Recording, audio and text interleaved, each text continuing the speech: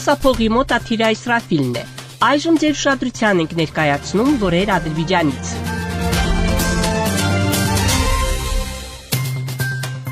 Ադրբեջանի նախագահ Իլհամ Ալիևը հրամանագիր է ստորագրել Ազերէներժի բաց բաժնետիրական ընկերության գործունեությունը ապահովելու մասին։ Փաստաթղթի համաձայն Ադրբեջանի նախագահն իրավասու է վերակազմավորել եւ լուծարել Ազերէներժին, ստեղծել իր գործադիր մարմինը, նշանակել եւ պաշտոնից ազատել խորհրդի նախագահին եւ նրա տեղակալներին, իսկ նախարարների կաբինետը պատասխանատու է բաց բաժնետիրական ընկերության կանոնադրության եւ կառուցվածքի հաստատման, նրա կանոնադրական կապիտալը եւ զարգացման ռազմավարության չափը որոշելու եւ տարեկան ֆինանսական հաշվետվությունների հաստատում եւ շահույթի ու վնասի բաշխում։ Տնտեսության նախարարությունն իրավասու է հավանություն տալ Ազերէներժի տնօրինությունների, ներկայացությունների եւ մասնաճյուղերի ստեղծմանը կամ լուծարմանը, ինչպես նաև որոշում ներկայացնել ընկերության կապիտալն այլ իրավաբանական անձանց մեջ ներդնելու վերաբերյալ։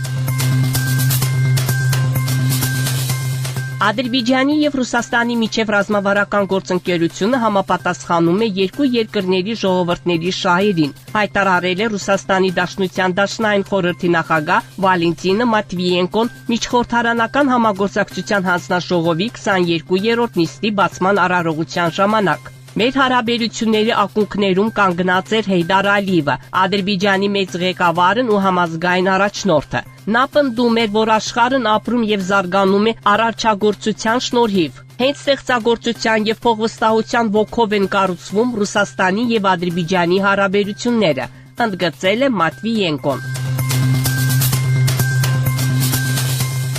Գերմանիայի նախագահ Ֆրանկ Վալտեր Շտայնմայերը մարտի 30-ից ապրիլի 2-ը կայցելի Հայաստան եւ Ադրբեջան։ Այս մասին հայտնում է Գերմանիայի նախագահի մամուլի ծառայությունը։ Նշվում է, որ այցի ընթացքում Գերմանիայի նախագահը մի շարք բարձր մակարդակի հանդիպումներ կունենա։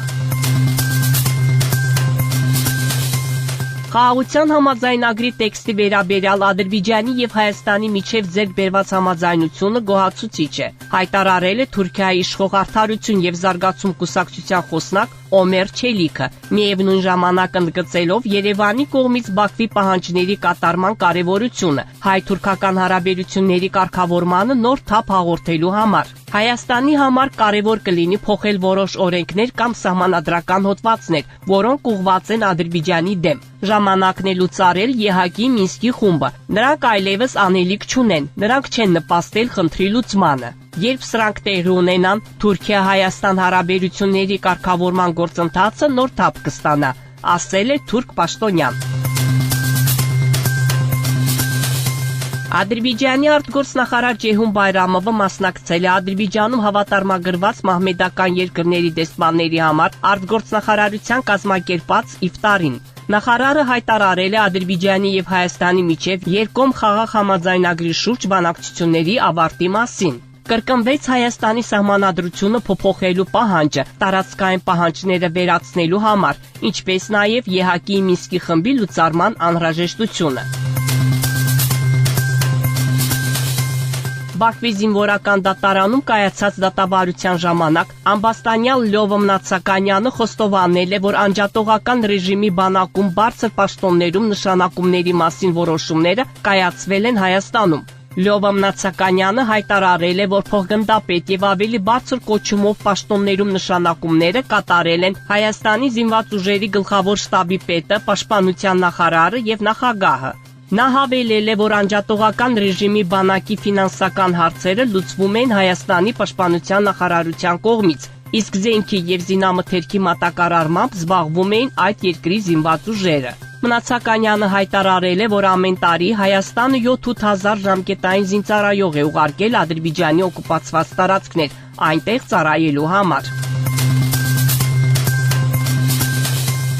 Տարածաշրջանում կայուն խաղաղություն հաստատելու համար հայկական կողմը պետք է ապահովի մի շարք հարցերի լուծում, հայտարարել է Արևմտյան Ադրբեջանի համայնքը մեկնաբանելով Բաքվի եւ Երևանի միջև խաղաղության պայմանագրի տեքստի շուրջ բանակցությունների ավարտը։ Օրերս Հայաստանն ընդունեց փաստաթղթի բաց մնացած երկու հոդվածների վերաբերյալ Ադրբեջանի առաջարկները։ Սակայն սա բավարար չէ։ Տարածաշրջանում կայուն խաղաղություն հաստատելու համար հայկական կողմը պետք է ապահովի մի շարք այլ հարցերի լուծում, ներառյալ արևմտյան ադրբեջանցիների անվտանգ եւ արժանապատիվ վերադարձի համար պայմանների ստեղծումը։ Մենք կոչ ենք անում միջազգային հանրությանը ճնշում գործադրել Հայաստանի վրա, լուծելու վերոնշյալ խնդիրները, ասվում է մեկնաբանության մեջ։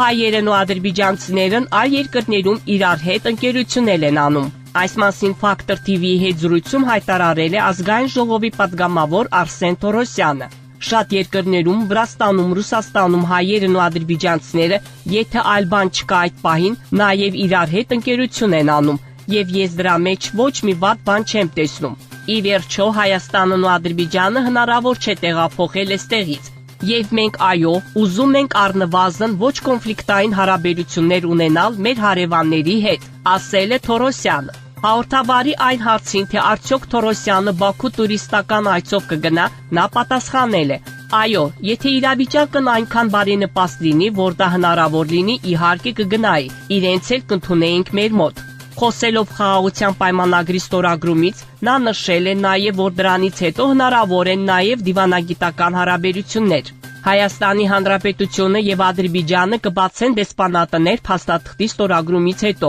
ինչու չպիտի բացվեն։ Դուք Բաքվից լսեցիք Ադրբեջանի ձայնը միջազգային ռադիոկայանի հայկական ծառայության վերջին լուրերը։ Մեր ունկնդիրներին հիշեցնում ենք, որ դուք հնարավորություն ունեք ձեր հարցերն ու առաջարկություններն ուղարկել մեր էլեկտրոնային փոստարկղ azradio@arm.mail.ru։ Մեկ անգամ եւս կրկնում ենք մեր հասցեն azradio@arm.mail.ru։ Սպասում ենք ձեր նամակների։